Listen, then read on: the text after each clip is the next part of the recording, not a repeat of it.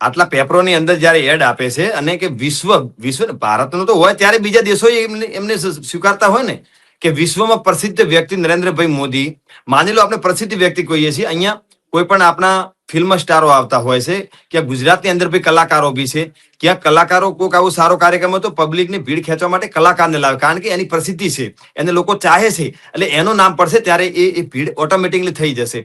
જો ખરેખર સાચી ચાહના હોય તો પબ્લિકને લાવવાની ક્યાં જરૂર છે? એને તો ના પાડવું પડે, ભાઈ લિમિટમાં આવવાનું છે, અહીંયા એટલી બધી ભીડ ના હોવી જોઈએ. એટલે એવું કશું જ નથી. ખાલી માત્ર જેવી રીતે સરકાર ચાલી રહી છે, આ ખેડૂતોની વાતો જો કરનારી સરકાર હોય, પણ ખેડૂતોને સૌથી વધારે શોષણ કરનારી આ સરકાર છે.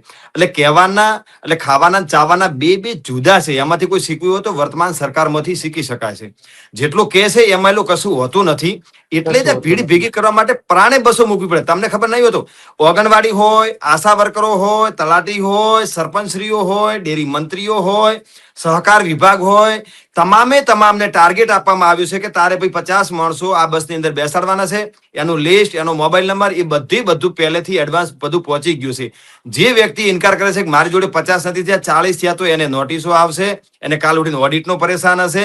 આવી રીતે પ્રાણે પેલા મંત્રીઓ જે તંત્રીઓ છે બધા જે છે એ હાથાજોડી કરી અને અહીંથી પબ્લિક ભેગી કરી